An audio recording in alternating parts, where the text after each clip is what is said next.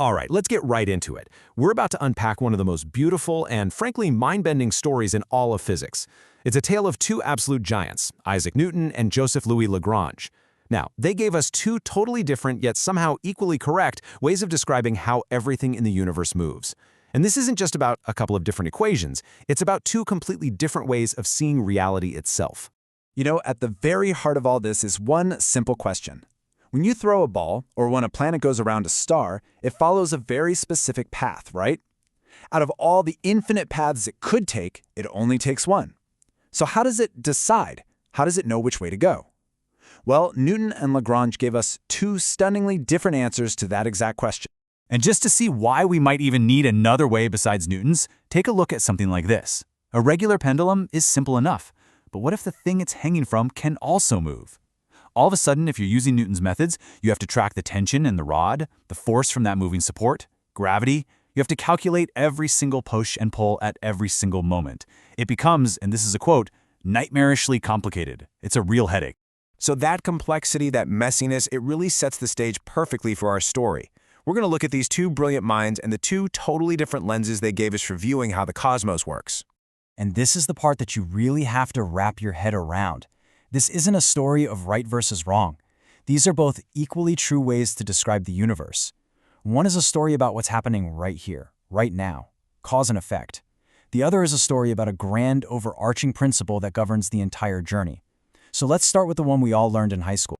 Right. So let's talk about Sir Isaac Newton. His picture of the universe is super intuitive, right? It's direct, it's powerful, and it's all about pushes and pulls. It's a world based on what is happening at this very instant. We've all seen this equation. The whole Newtonian worldview is what you'd call a local story. If you want to know where an object is going to be in the next tiny fraction of a second, all you need to know are the forces, the pushes and pulls acting on it right now. It's a step-by-step, moment-by-moment way of seeing the world. So here's the catch. Newton's approach is amazing for a lot of things, but it gets really bogged down by what physicists call constraint forces. Think of them as the forces that hold the system together, like the tension in that pendulum rod keeping the bob from flying away.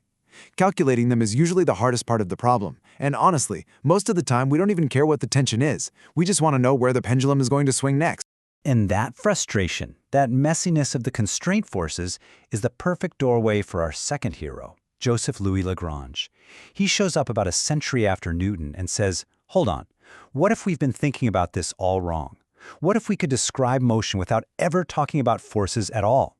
What if nature follows some kind of global rule, like a path of least action? See, Lagrange's big idea, his stroke of genius, was to change the entire conversation. Forget forces, which are vectors. They have a size and a direction. He said, let's talk about energy, which is just a number, a single quantity. This simple shift from vectors to what we call scalars is what makes his whole method so unbelievably powerful and, well, elegant. So he came up with this master function. He called it the Lagrangian. We use a capital L for it. And just look at how simple it is. It's just T minus V. That's it. The kinetic energy of the system, which is the energy of motion, minus the potential energy of the system, which is the stored energy. And somehow, that one little expression contains everything you need to know about where that system is headed. So, what do you do with this Lagrangian? Well, it's the heart of this incredibly deep law of nature called the principle of least action. And what it says is just profound. It says that of all the possible ways an object could get from point A to point B, it will actually travel along the one path that is, in a very specific sense, the most efficient.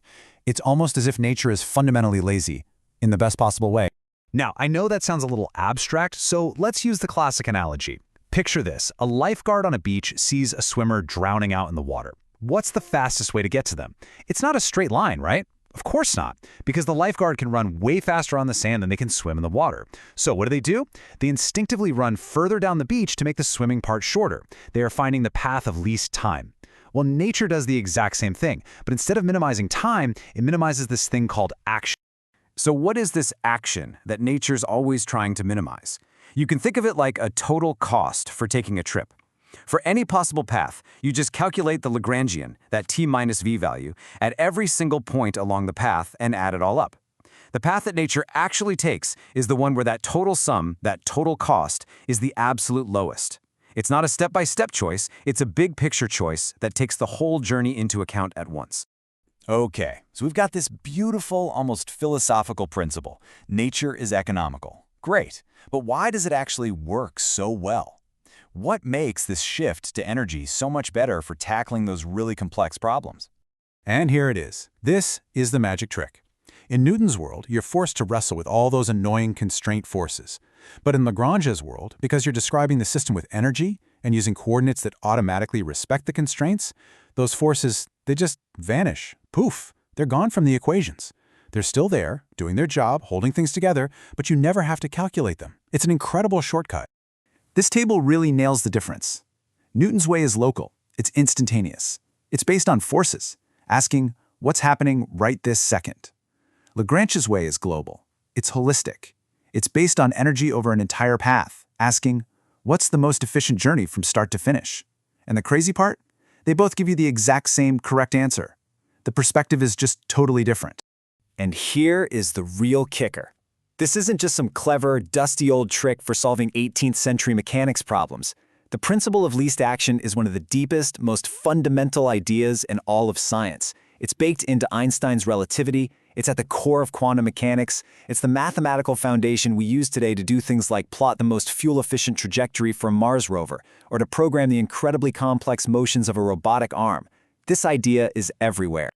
So, after this journey through pushes and pulls and paths of least action, what does it all mean?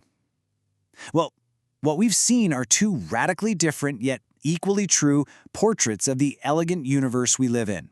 Think about it. Newton's universe is like a giant clockwork machine. It's a universe of billiard balls knocking into each other, reacting to immediate cause and effect. But Lagrange's universe, his universe is almost poetic. It behaves as if it surveys all possible futures, and then chooses the most economical, the most efficient. And that just leaves us with this one last incredible question to think about. This principle of least action seems to work everywhere we look, from a swinging pendulum to the fabric of space-time. So, if the most fundamental laws of our universe are built on a principle of economy and optimization, what does that imply about the nature of reality itself? It's a thought that takes us right out of physics into the very edge of philosophy.